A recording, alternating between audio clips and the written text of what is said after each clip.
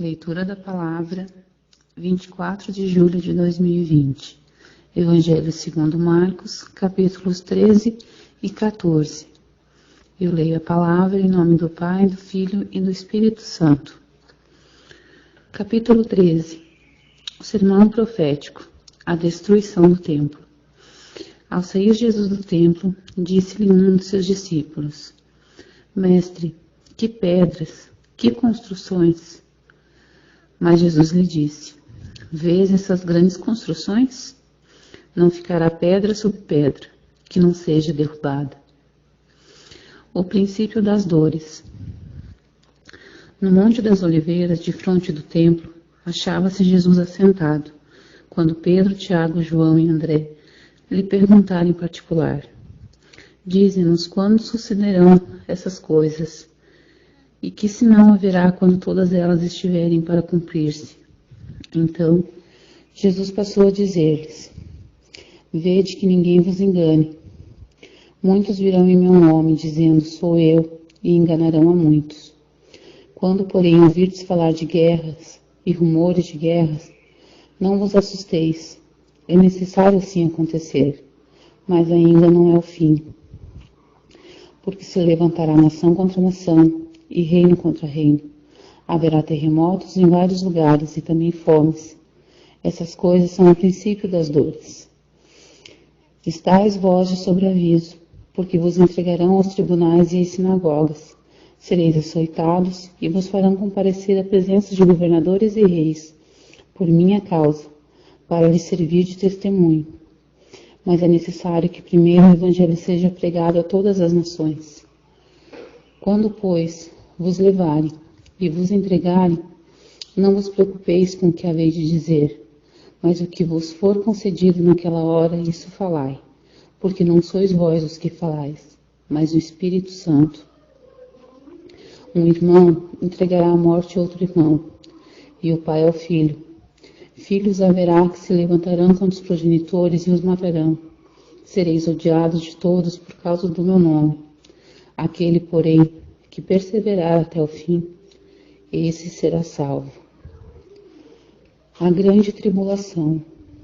Quando, pois, virdes o abominável da desolação, situado onde não se deve estar, quem lê entenda, então os que estiverem na Judéia fujam para os montes. Quem estiver em cima, no eirado, não desça, nem entre para tirar da sua casa coisa alguma. E o que estiver no campo, não volte atrás para buscar a sua capa. Ai das que estiverem grávidas, e das que amamentarem naqueles dias.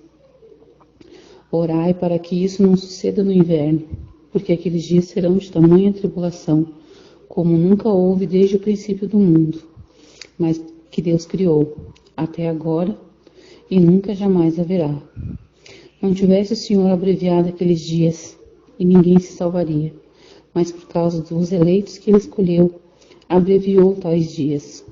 Então, se alguém vos disser, eis aqui o Cristo, ou ei-lo ali, não acrediteis, pois surgirão falsos cristos e falsos profetas, operando sinais e prodígios, para enganar, se possível, os próprios eleitos.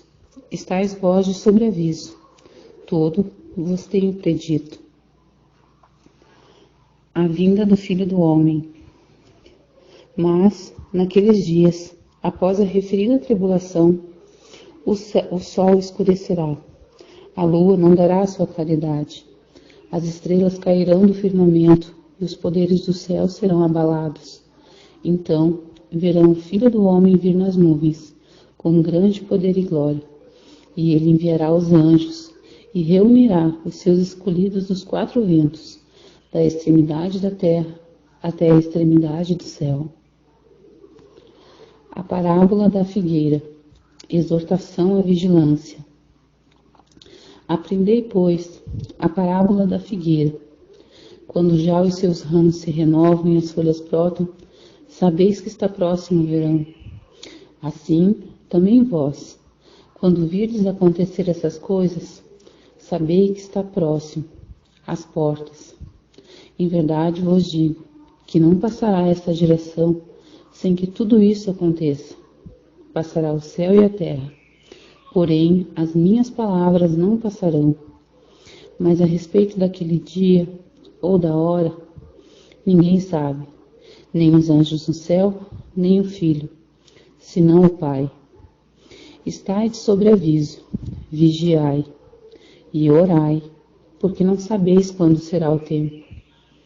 É como um homem que, ausentando-se do país, deixa sua casa, dá autoridade aos seus servos, a cada um a sua obrigação, e ao porteiro ordena que vigie. Vigiai, pois não sabeis quando virá o dono da casa, se é à tarde, se é à meia-noite, se é ao cantar do galo, se pela manhã, para que, vindo ele inesperadamente, não vos ache dormindo. O que, porém, vos digo a todos, vigiai. Capítulo 14. O plano para tirar a vida de Jesus. Dali a 2 dias era a Páscoa e a festa dos pães asmos. E os principais sacerdotes e os escribas procuraram como o prenderiam, a traição e o matariam. Pois diziam, não durante a festa, para que não haja tumulto entre o povo. Jesus ungido em Betânia. Estando ele em Betânia, reclinado à mesa, em casa de Simão, o leproso, veio uma mulher trazendo um vaso de alabastro com preciosíssimo perfume de nardo puro, e quebrando o alabastro, derramou o bálsamo sobre a cabeça de Jesus. Indignaram-se alguns entre si e diziam, para que esse desperdício de bálsamo? Porque este perfume poderia ser vendido por mais de 300 denários e dar aos pobres, e murmuravam contra ela. Mas Jesus disse, deixai-a, por que a molestais? Ela praticou boa ação para comigo, porque os pobres sempre os tendes convosco, e quando quiserdes podeis fazer-lhes bem, mas a mim nem sempre me tendes. Ela fez o que pôde, antecipou-se a ungir-me para a sepultura. Em verdade vos digo, onde for pregado em todo o mundo o Evangelho, será também contado o que ela fez, para a memória sua. O pacto da traição. E Judas Iscariotes, um dos 12, foi ter com os principais sacerdotes, para lhes entregar Jesus. Eles, ouvindo-o, alegraram-se e lhe prometeram dinheiro. Nesse meio tempo, buscava ele uma boa ocasião para o entregar. Os discípulos preparam a Páscoa. E no primeiro dia de festa dos pães asmos, quando se fazia o sacrifício do cordeiro pascal, disseram-lhe seus discípulos, onde queres que vamos fazer os preparativos para comeres a Páscoa? Então enviou 2 dos seus discípulos, dizendo, ide à cidade, e vos sairá ao encontro um homem trazendo um cântaro de água. Segui-o e dizei ao dono da casa onde ele entrar que o mestre pergunta, onde é o meu aposento no qual hei de comer a Páscoa com meus discípulos? E eles vos mostrarão um espaçoso cenáculo mobiliado e pronto. Ali fazei os preparativos. Saíram, pois, os discípulos, foram à cidade, e achando tudo como Jesus lhe tinha dito, prepararam a Páscoa. O traidor é indicado. Ao cair da tarde, foi com os 12, quando estavam à mesa e comiam, disse Jesus, em verdade vos digo, que um dentre vós, o que come comigo, me trairá. E eles começaram a entristecer-se e dizer-lhe, um após o outro, porventura sou eu? Respondeu-lhes, é um dos 12, o que mete comigo a mão no prato, pois o Filho do Homem vai, como está escrito a respeito. Mas ai daquele por intermédio de quem o Filho do Homem está sendo traído. Melhor lhe fora não haver nascido. A ceia do Senhor.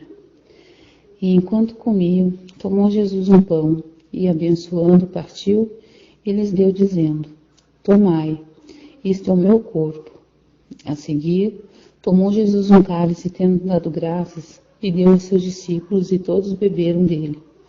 Então lhes disse, isto é o meu sangue, o sangue da nova aliança, derramado em favor de muitos. Em verdade vos digo, que jamais beberei do fruto da videira, até aquele dia em que eu hei de beber novo no reino de Deus. Tendo cantado um hino, saíram para o Monte das Oliveiras. Pedro é avisado.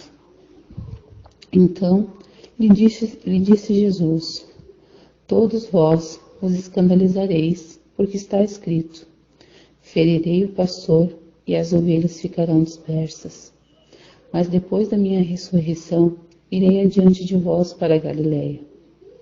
Disse-lhe Pedro: ainda que todos se escandalizem, eu jamais.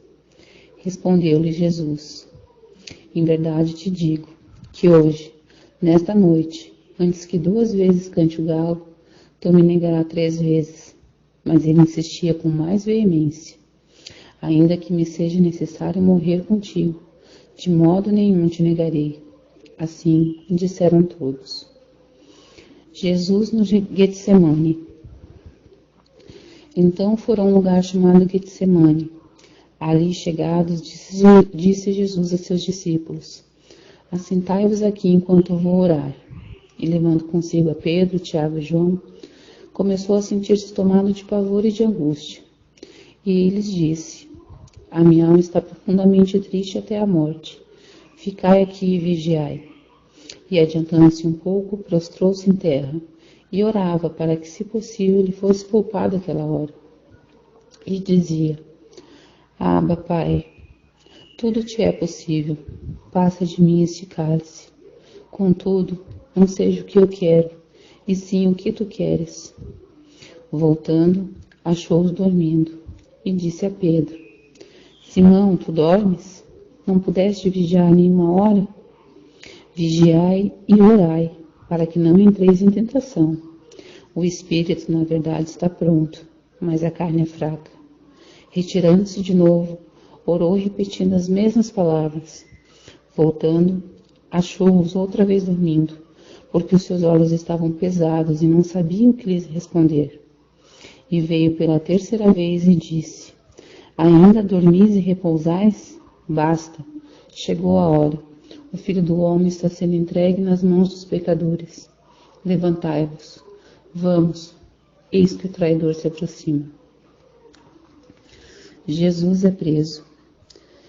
Logo, falava ele ainda, quando chegou Judas, um dos 12, e com ele, vinda da parte dos principais sacerdotes, escribas e anciãos, uma turba com espadas e porretes. Ora, o traidor tinha-nos dado esta senha: aquele a quem o beijar é esse. Prendei-o e o levai com segurança. E logo que chegou, aproximando-se, disse: Mestre, e o beijou. Então lhe deitaram as mãos e o prenderam.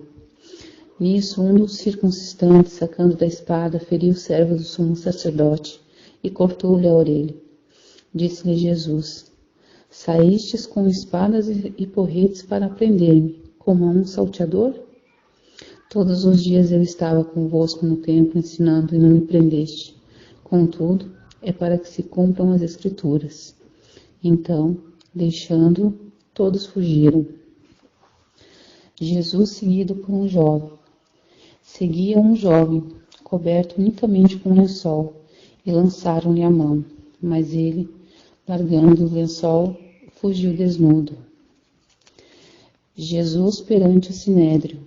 E levaram Jesus ao sumo sacerdote, e reuniram-se todos os principais sacerdotes, os anciãos e os escribas. Pedro seguira de longe até o interior do pátio do sumo sacerdote, e estava sentado entre os serventuários, aquentando-se ao fogo. E os principais sacerdotes e todo o sinédrio procuravam algum testemunho contra Jesus, para condenar à morte, e não achavam, pois muitos testemunhavam falsamente contra Jesus, mas os depoimentos não eram coerentes. E levantando-se alguns, testificavam falsamente, dizendo: nós o ouvimos declarar: eu destruirei este santuário edificado por mãos humanas, e em 3 dias construirei outro, não por mãos humanas. Nem assim o testemunho deles era coerente.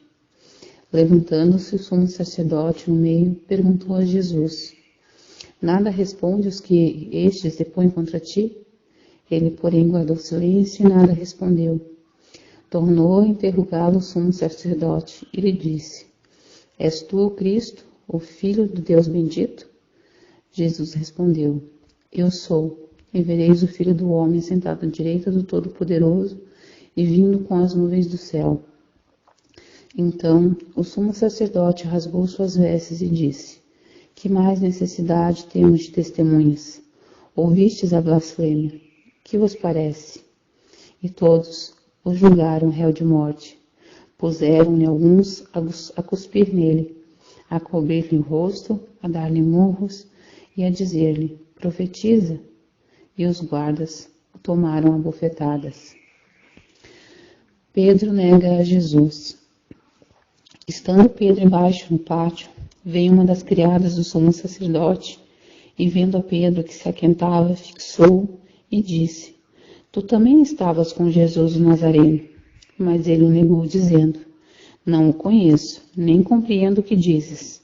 E saiu para o alpendre. E o galo cantou.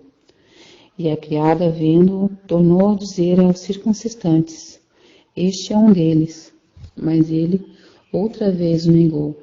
E pouco depois, os que ali estavam disseram a Pedro: Verdadeiramente, és um deles, porque tu também és Galileu. Ele, porém, começou a praguejar e a jurar: Não conheço esse homem de quem falais. E logo o galo cantou pela segunda vez. Então Pedro se lembrou da palavra que Jesus lhe dissera: Antes que 2 vezes cante o galo, tu me negarás 3 vezes. E caindo em si, desatou a chorar. Amém. Obrigada, Senhor, por mais essa palavra no dia de hoje.